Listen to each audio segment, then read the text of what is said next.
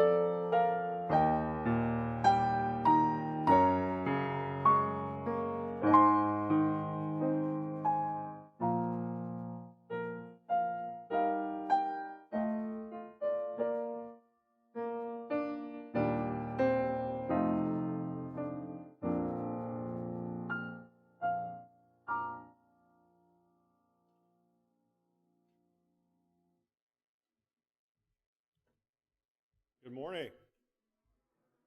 I'm going to give you one more chance at that because that did not sound like a very good morning. Good morning. That sounds like we're here. This is the day the Lord has made. We'll rejoice and be glad in it. Would you join us in saying our welcome that you have printed there before us? Come, all who have gathered, to taste and see that God is good, to trust and hope in the Holy One, the Holy Creator, the Holy Redeemer, the Holy Midwife in our midst. Because of you, O God, we are not consumed. Your compassions never fail. They are new every morning. Great is your faithfulness. Would you join us in singing together, Come Thou Fount of Every Blessing? Would you stand as we sing together?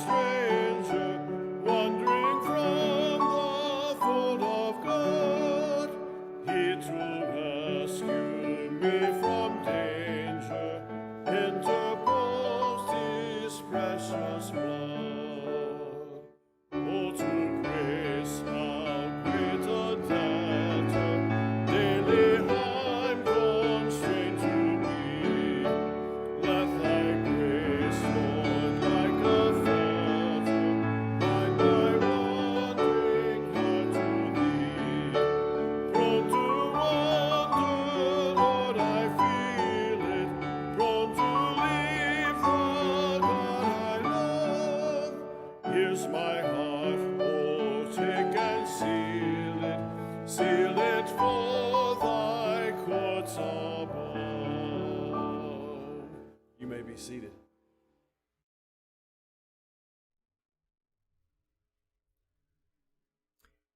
Friends, let us pray together.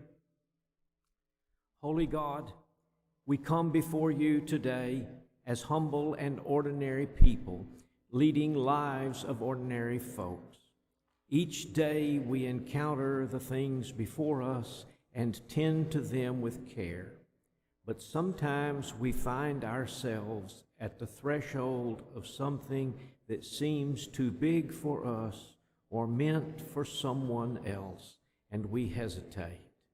We do not always ready ourselves at the dawn of a new day to hear your calling and rise to the occasion, especially when it seems beyond our comfort zones. Lord, befit us with your strength and guide us in your wisdom with great love, courage, and hope, that we may be more than ordinary in extraordinary times.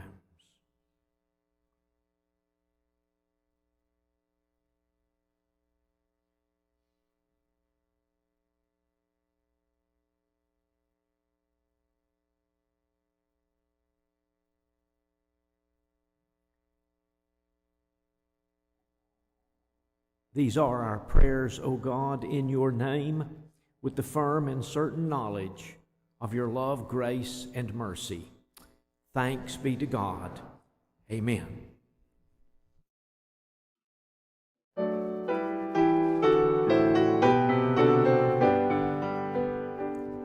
Praise God from whom all blessings flow. Praise him, all creatures here below. Praise him, all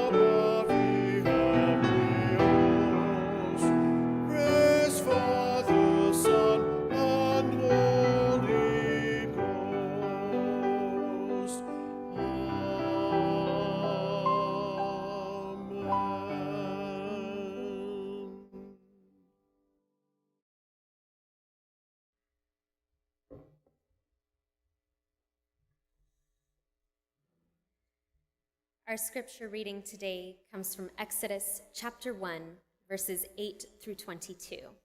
Listen now for the word of the Lord. Now a new king arose over Egypt who did not know Joseph.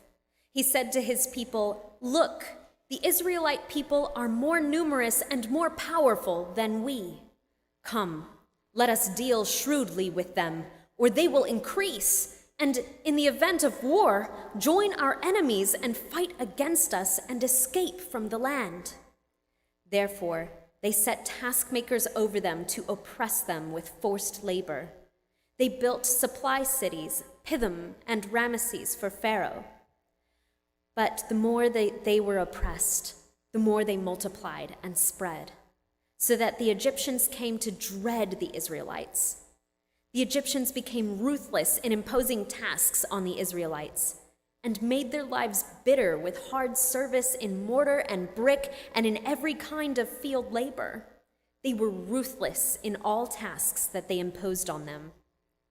The king of Egypt said to the Hebrew midwives, one of whom was named Shiphrah and the other Puah, "When you act as midwives to the Hebrew women and see them on the birth stool, if it is a boy, kill him. But if it is a girl, she shall live." But the midwives feared God. They did not do as the king of Egypt commanded them, but they let the boys live. So the king of Egypt summoned the midwives and said to them, "Why have you done this and allowed the boys to live?" The midwives said to Pharaoh, "Because the Hebrew women are not like the Egyptian women, for they are vigorous and give birth before the midwife comes to them." So God dealt well with the midwives, and the people multiplied and became very strong. And because the midwives feared God, he gave them families. Then Pharaoh commanded all his people, "Every boy that is born to the Hebrews you shall throw into the Nile, but you shall let every girl live." This is the word of the Lord. Thanks be to God. Our passage today begins with, "Now a new king arose over Egypt who did not know Joseph." Joseph, in the prior chapters, had saved the people of Egypt from starvation.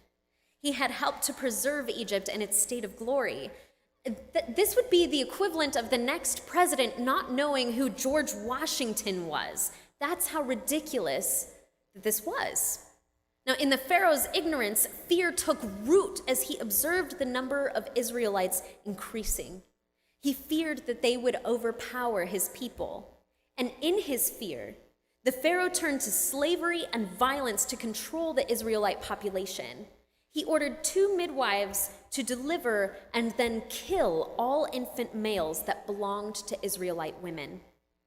Now, though we don't know, depending on the translation that you read, this one says that the women were Hebrew midwives, but others do not specify. Were these women Israelite or Egyptian? Now, Pastor Ted and I debated this a little bit, and truthfully, again, depending on what you read, we are not sure, but there is one thing for certain. In the end of the passage, it mentions that God blessed them because they feared God over the Pharaoh. Now, today, I might say that these women might have actually been Egyptian, for how radical this was and that it needed to be stated that they believed in God. For if they were Hebrew, it would have been assumed. Now imagine the horror and the shock that these 2 women felt as the Pharaoh was giving them this task. Whether Hebrew or Egyptian, to disobey the Pharaoh would mean most certain death. The Pharaoh's fear had morphed into madness. A darkness had crept into his mind and taken over his being. These 2 midwives, their names were Puah and Shiphrah. And though the recklessness of the Pharaoh was a good reason to fear him, they feared God far more. That is to say, not that they were afraid of God. I think that's a common misconception we have when we read the Bible and we read that they feared God. And you'll hear this in a lot of other denominations. Oh, we have to fear and cower before God because God is wrathful. But no, to fear God literally translates to respect God. They respected God over the reign of Pharaoh. So with their faith, they outwitted the Pharaoh and saved several lives. And it is no accident that their names, when you translate Sipra and Pua, literally translate to splendid and brightness. For they acted with a splendid brightness in those dark times. These women were heroes, and there is no doubt about it. Now, many of you that might be caught up with television as much as I try to be may know of a show called The Handmaid's Tale. This is one that I have been just absolutely glued to. If you haven't seen it yet, don't worry, there's no spoilers in here, but I highly recommend you check it out if you are over the age of 18. It is a gruesome fictional story of a society that has gone way too far and devalued human life in order to prioritize the goal of populating a nation through horrible abuses, extreme violence, and a myriad of other crimes against humanity. Women in this fictional society are used and traded as property, seen as less than human and treated criminally. Now, one woman, a handmaid, one of the lowest positions in this society, a handmaid stands up and she begins a resistance. Now, in a recent episode, she is speaking to another woman of another social station, and that woman feels helpless where she is, and she's sitting there, kind of crumpled in, even looking how she feels. She cannot escape her situation, the abuses that she has endured, and she is waiting for someone to come and save her. She says, I am waiting for an army to come in and wipe these men out to liberate us. The lone handmaid looks at her and she says, we are not an army. We're just ordinary people, but we are the heroes that we've been waiting for. Will you join me? Now, as I watched this episode just this last week, I imagined Sipra and Pua having a very similar exchange, needing to completely trust each other in this endeavor, because what they were about to do was a resistance, punishable by death. We are the army that we've been waiting for. We are the heroes that we've been waiting for. We, little, tiny, ordinary, humble people.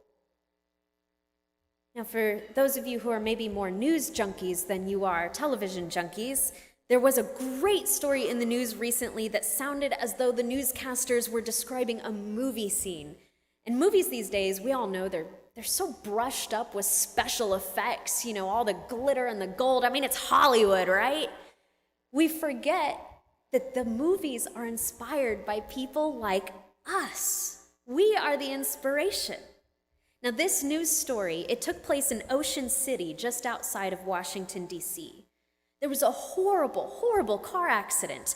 It was 5 vehicles that had collided and piled up upon each other, and there was a pickup truck that happened to be barreling towards the scene, and in order to miss this pileup, they took a swerve and they were headed towards the 4-foot-tall guardrail when they got stuck with their wheels teetering on the edge of that 4-foot guardrail on a bridge that was 30 feet above the ocean.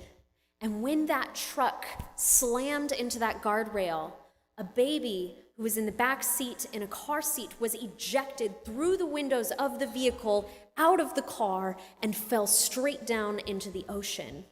Now, you would think that that would be a gracious landing, but the ocean at that point was only about 5 feet deep. Now, a bypasser happened to see all of this go down, and he immediately took action. He went to the bridge, went up onto that guardrail, and he himself jumped 30 feet down into the ocean to save that child. Now, we all know that that is a risk of death to jump off a bridge like that into water below.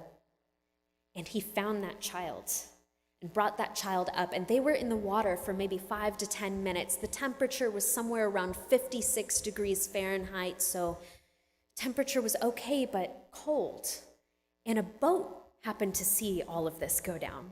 So the people in the boat came and they found the man and the baby and they pulled them up into the boat, and soon the firefighters were on the scene. They came out to the boat, and remarkably, the man who wishes to remain anonymous was okay. But the baby is okay now, but the baby suffered very traumatic injuries. It is remarkable that a random bypasser on the street happened to have the nerve to jump down and save that child. And while saving one person doesn't change the entire world, it changes the entire world for that one person. To be a hero first begins with being an ordinary person. Saving or helping somebody, it makes a little effect, but it makes a grand effect for them. Oftentimes we're not even aware of the good deeds that we have done that have come to save or better the life of another person. The moments to us might even be completely unremarkable, but that is where we begin. Now, I'm about to tell you a story that truly is unremarkable and shouldn't even be memorable, but I think of this moment quite often. If y'all look on the front of your bulletins, you'll see a picture with some quail on it. I have not seen any quails since I've lived here. I know that they do live here, but in Arizona, they are all over the place, and they make the cutest little noises. And I love them. They are one of my favorite birds. I think they're just absolutely adorable. Well, in Scottsdale, where I'm from, there are no streetlights, and this is so that it's easier for the residents to look up and see the stars. And it also makes driving at night very difficult in some areas. Now, my mom and we were headed somewhere, and I was maybe 15 years old. I know this because I couldn't drive myself at the time. And my mom is the type of person that you do not ever comment on her driving. You don't comment on it, and you don't surprise her. That's the other rule, because she will freak out, and not only freak out in the moment, she will freak out on you afterwards. So it is just a very bad idea. Now, we were going about 40 miles per hour, and I saw kind of distantly in the headlights, there was just a little bit of motion, and it was very faint. And we were getting closer and closer, and we were not slowing down. And as we got closer, I realized it was about 4 fully grown quail with about 50 little babies all trying to cross the road. And you could see that the adult quail were like, come on, and the babies are do-do-do-do-do-do. And we are not stopping. So I braced myself on the front of the car, and then I took a chance knowing that I was going to be scolded, and I screamed, "Stop!" And my mom hit the brakes, and about 4 to 5 inches before our tires would have mowed down those little baby quail, we managed to stop. And she looked at me and she goes, "What?" And I told her, I said, "There were babies in the road, there were babies." And she said, "Don't ever do that again. Do you realize how dangerous it is to scream like that in a car, to make me stop like this? What if there had been someone behind us?" And I said, "We almost killed the babies." I always loved animals, and I know this is a controversial opinion, but truthfully, I'm going to admit it now, I think I might love animals more than I love people.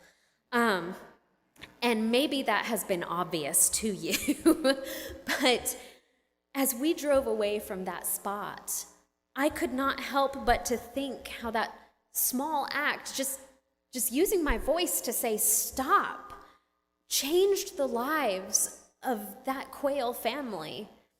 No matter how we think of animals, I can tell you this with certainty: animals have souls, and God knows each and every single one of them. And just using your voice could make a huge difference, especially in the life of those quail, I'm telling you. Now, it was a small and ordinary and very unremarkable act. You all have probably been in the exact same situation at least 2 or 3 times.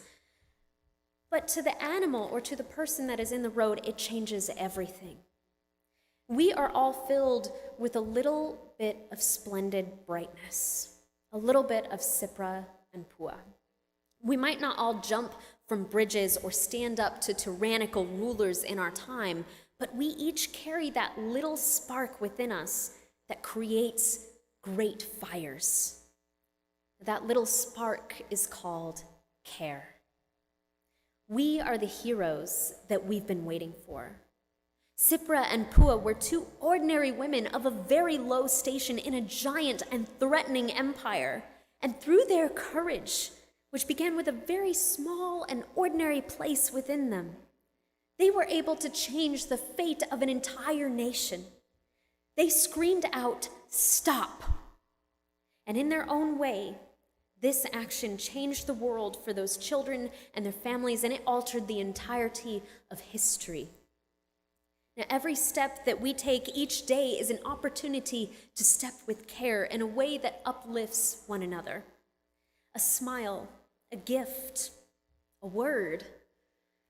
These can be heroic tools in the hands of ordinary people.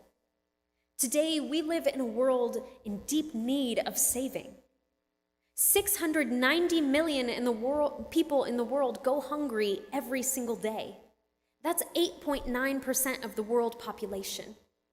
Globally, 40.3 million people are victims of human trafficking, 75% of which are women and girls. In the United States alone, 20 men and women are assaulted every single minute, about 10 million people per year. And those are only the known cases of domestic abuse. Those numbers have dramatically risen during COVID, and 71% of victims known also say that their abusers target animals. These are only a few examples of how our world is broken.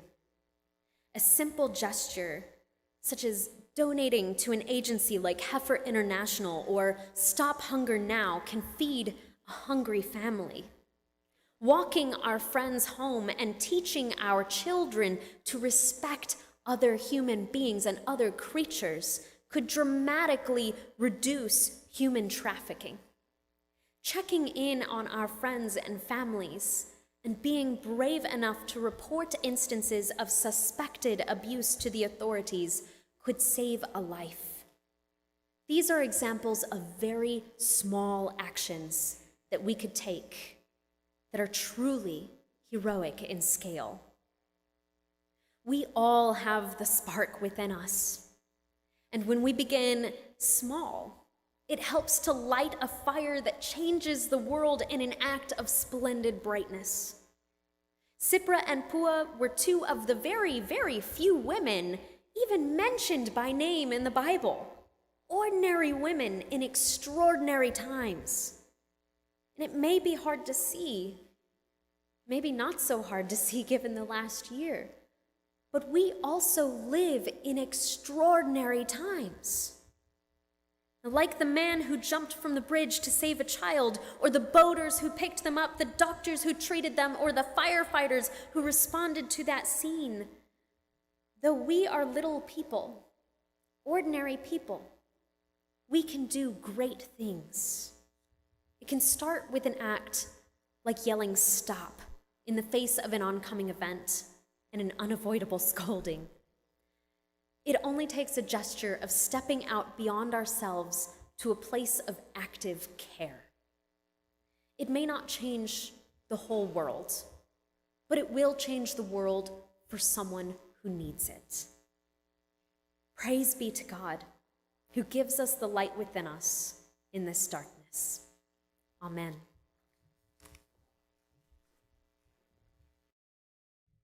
Would you join us in singing together? I, the Lord of sea and sky. Here I am, Lord. Would you stand?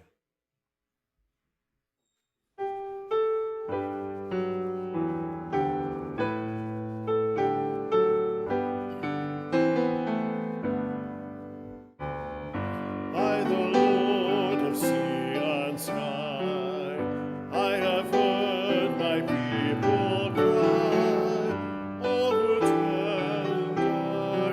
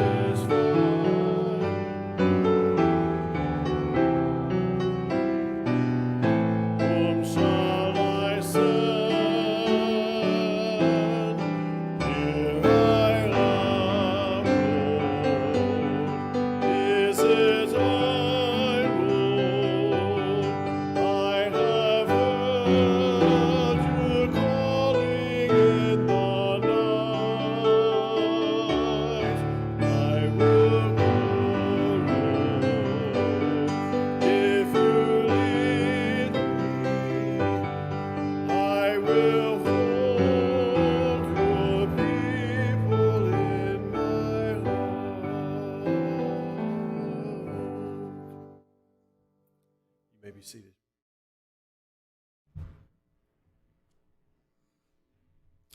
Friends, let us be gathered in prayer. Wondrous and eternal God, we thank you for the scope of creation and for its magnificence, from snow-capped peaks to white-foamed waves, from tiny blossoms to tall timber, from hovering butterflies and bees to cruising whales and dolphins.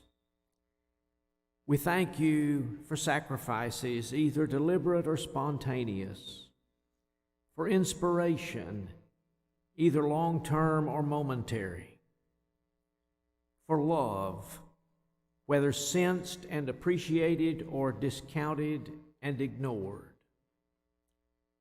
We thank you for your grace through the ages, even spent in the life, wisdom, and compassion of Jesus, executed on a hillside cross under the authority of an empire,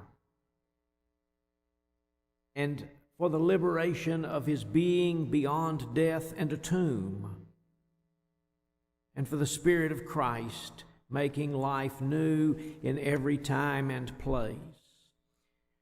Receive our prayers, O author of mercy and source of peace, for all who are challenged in any manner, for those who prefer intimidation to cooperation, for those who shrink from the heat of challenge to truth,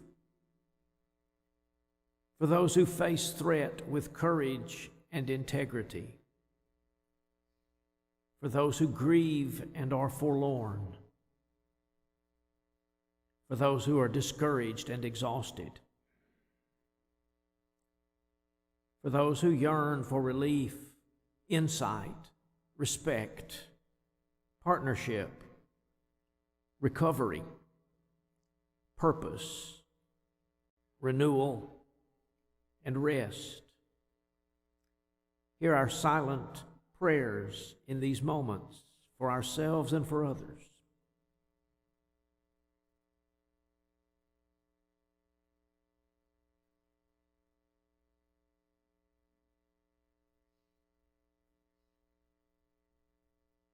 O God, as you gather to yourself all who have lived and died, and as you yet abide among all on earth, seeking our glad and persevering citizenship in your commonwealth and kingdom, hear us again today with the words that Jesus taught disciples continually to pray.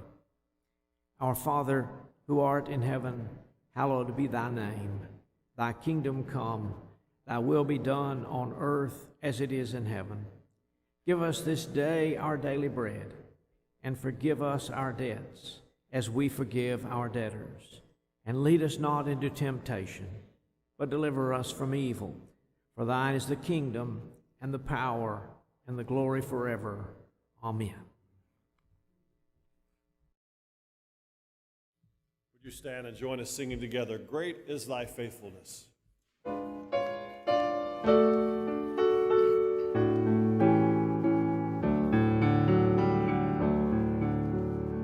Great is Thy faithfulness, O God, my Father. There is no shadow of turning with Thee. Thou changest not, Thy compassion they fail not. As Thou hast been, Thou forever wilt be. Great is Thy faithfulness, great is Thy faithfulness. Morning by morning, new mercies I see. All I have needed, Thy hand hath provided. Great is Thy faithfulness, Lord, unto me. Summer and winter and springtime and harvest, sun, moon, and stars in their courses above, join with all nature in manifold witness to Thy great faithfulness, mercy, and love. Great is Thy faithfulness, great is Thy faithfulness. Morning by morning, new mercies I see. All I have needed, Thy hand hath provided. Great is Thy faithfulness, Lord, unto me. Pardon for sin and a peace that endureth, Thine own dear presence to cheer and to guide, strength for today and bright hope for tomorrow. Blessings all mine with 10,000 beside. Great is Thy faithfulness, great is Thy faithfulness. Morning by morning, new mercies I see. All I have needed, Thy hand hath provided. Great is Thy faithfulness, Lord, unto me.